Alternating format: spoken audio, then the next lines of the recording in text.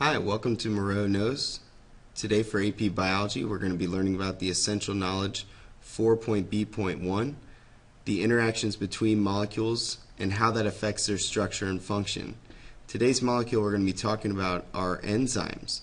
The specific enzyme for AP Biology is called catalase. And catalase is an enzyme that breaks down hydrogen peroxide, which is labeled right here as H2O2. Now, hydrogen peroxide can move into catalase and be broken down into water and oxygen. So this is broken down, and I'll do the chemical equation here, H2O2. And to make this balance, you have to put a 2 here and a 2 here to make this equation balance. And the reaction that is formed from here can be done without use of an enzyme, but it takes millions and millions of years. Now, how do I know this is an enzyme? Well, usually enzymes have ASC at the end of their name. You might remember using hydrogen peroxide as a kid to put on a cut or to maybe bleach your hair. That was very dilute hydrogen peroxide. This is actually a picture of someone who has touched about 30% hydrogen peroxide, and that can actually kill cells. So it's not good for our body, and our body will break down that hydrogen peroxide using catalase. Enzymes are important to break down molecules, and they need something to help them do it. So I'm drawing here a protein, and inside this protein we're going to have an active site in blue.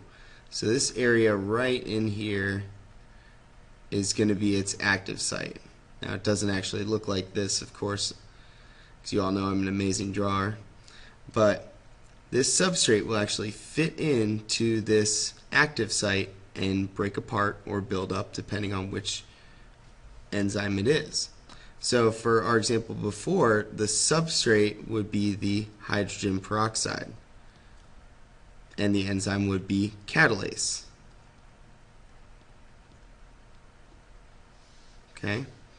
So this is very important for enzymes. So all enzymes have an active site, and they break down or build up substrates. Enzymes are important for chemical reactions, but we need to be able to control them in some way. So we are able to do this through activating enzymes and inhibiting enzymes. When we activate an enzyme, we can use things like cofactors and coenzymes to actually make the proteins work.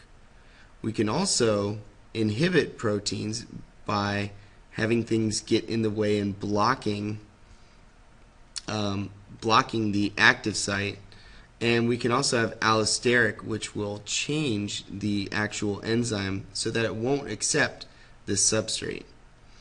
And in this inhibition, we have competitive and allosteric. So competitive is going to be where they actually compete for space in the active site, and allosteric would be where it's going to change this enzyme so that it won't accept the substrate.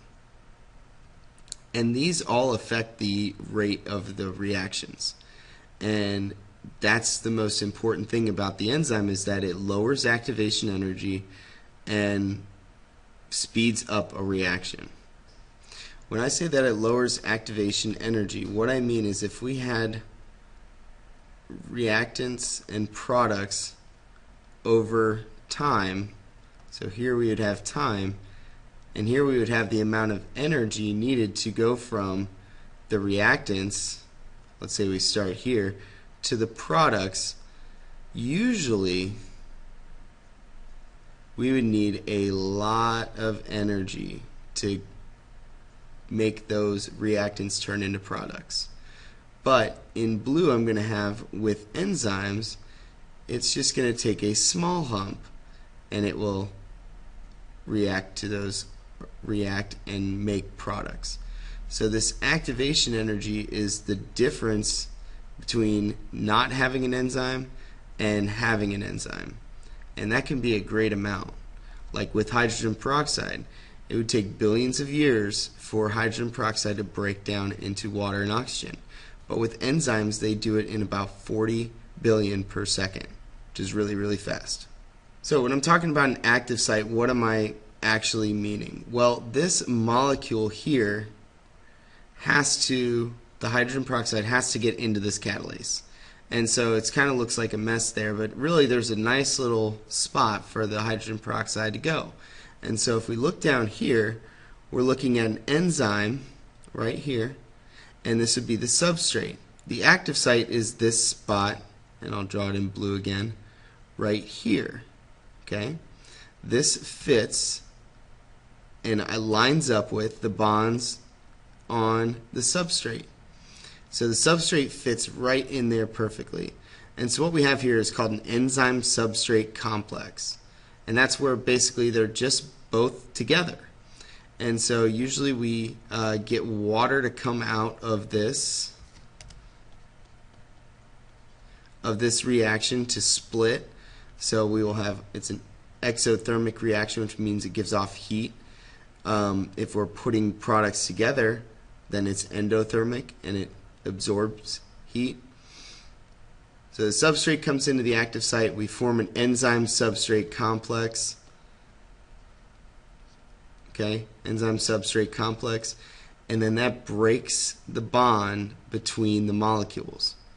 Okay, and then the products will leave out of the active site separately as two separate molecules. In this lab that you're going to be doing, you'll see that there are other items that were used besides hydrogen peroxide. And so what we're going to see is that only hydrogen peroxide is going to be broken down by catalase. And the reason for that is because this substrate right here fits into this enzyme specifically. It's one for one. So it's kind of like this lock and key, where the substrate, okay, is going to be the key, and then here would be the enzyme. And so the substrate being the key would fit into the enzyme. So the lock and key model is kind of what you want to think about. So how do we turn these enzymes on? Well, there's two ways to go about doing it. One, we could just not produce the enzyme, so going through gene regulation. And we can look at different molecules that need to attach to the protein to get it to work. And so what you're looking at here is succinate dehydrogenase, and the molecules that you see in here, so this molecule right here that's spinning around, that is a heme molecule, and this other kind of red one or pink one right here, that is going to be a thiamine. And so these molecules are going to help turn this succinate dehydrogenase on. You're not going to need to know any of these words. So this molecule is in the citric acid cycle and the electron transport chain. And if you saw here, this molecule, this heme molecule, is a cofactor that needs to go into the succinate dehydrogenase to get it to work, as well as another enzyme that will work along with it. Okay, so we have two ways of controlling, and not all of them need both of them at the same time, just this one. And we can also activate enzymes through gene regulation, which we'll learn about later. So how can we turn off molecules? We have something called competitive inhibition. And so whenever we have inhibition, we are turning things off. We are turning enzymes off. And the one way that we can do this is through competition. So when you have a football competition, you usually have two teams going for the same goal. Well, the same thing happens in this reaction. So in a normal reaction, we have a substrate coming into the active site, changing and releasing as two different substrates.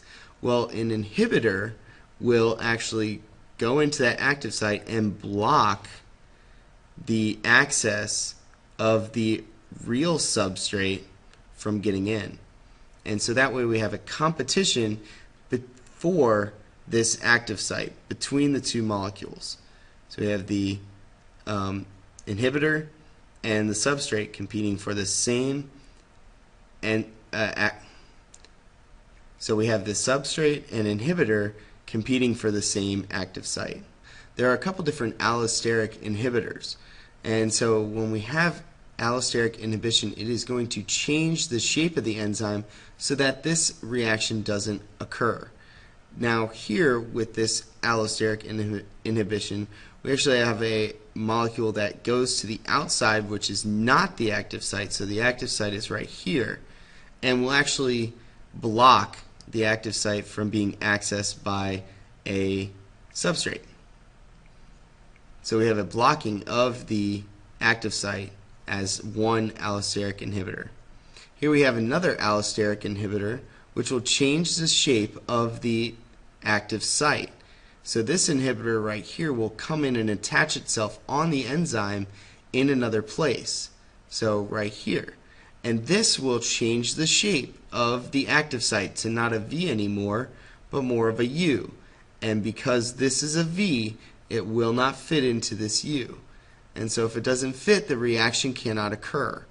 So that will block the reaction. Another type of allosteric inhibition will actually hold on to the substrate. So it'll leave the active site still intact, but change the enzyme. And so when it's involved, it will hold on to the substrate but not let it completely react. Okay, because it changed the enzyme, it can hold on to the substrate, but it won't let it react. And so if that occurs, we have stopped the reaction from occurring. Thank you for watching. Moreauknows. Now you do.